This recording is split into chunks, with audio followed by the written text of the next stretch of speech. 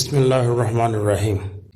रक्स kitchen में अज असी कबाब का मसाला बना रहे हैं। सीख कबाब तुसी घर में भी बना सकते हो तो या मुख्तलिफ कंपनी का तैयारशुदा भी मिल जाता है, फ्रीज़ किए हुए कबाब मिल जाते हैं तो तुसी वो भी इस्तेमाल कर सकते हो। मैं फ्रीज़ किए हुए कबाब का सालन बना रहा। ये सालन बहुत जल्दी बन जाता है तो बहुत ही टेस्टी तैयार होता है। तो आओ फिर वक्त ज़ाया किए बगैर कबाब मसाला बनाना शुरू करिए। सब तो पहले हांडे च तेल पा लो तो तेल तो बाद तुसी आधी चम्मच साबुत जीरे दी ते नाल 2-3 छोटियां स्टिकां दालचीनी दियां पा के ते उन्हें थोड़ा जिहा फ्राई कर लो।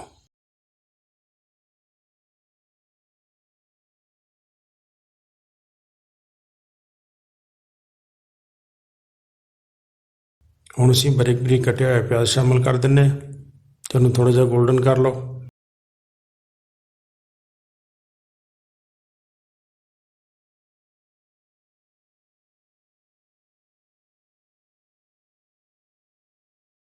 प्याज थोड़ा जिहा भुनण तो बाद असीं 1 चम्मच अदरक लहसुन का पेस्ट पा लैंदे ते इनूं भी नाल थोड़ा जिहा होर पका लैंदे।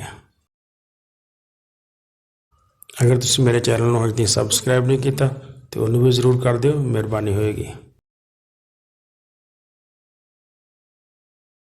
हुण असीं 2 टमाटर शामिल करते हैं जिहड़े कि असीं बिल्कुल बारीक बारीक कट लए सी ते इन्हां टमाटरां नूं प्याज वगैरह नूं असीं मजीद 4-5 मिनट अच्छी तरह भुनांगे।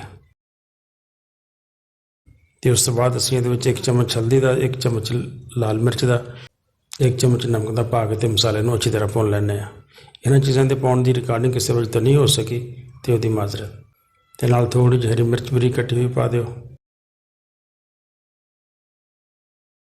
साडा मसाला तकरीबन तैयार हो गया वा तो हुण आखिर विच असीं इहदे च 1 चम्मच गर्म मसाले पाउडर का पा दिंदे आ।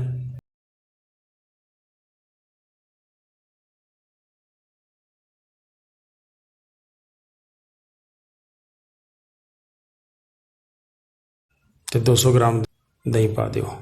दही पा के हल्की अग ते 1-2 मिनट इहनूं पकाना है तो साडा मसाला तैयार हो जाना है।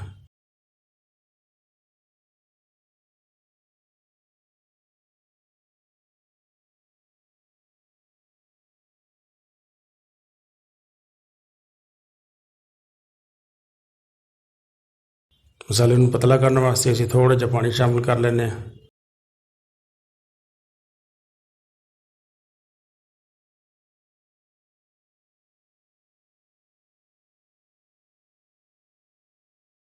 मसाला साड़ा रेडी हो गया।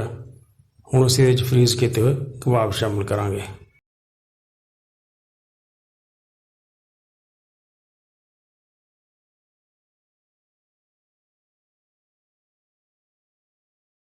ऐसा ऐसा हिला दिओ इन्हां नूं ते उस तो बाद ढक्कन दे के कोई 4-5 मिनट इन्हां नूं हल्की अग ते पकण देना है।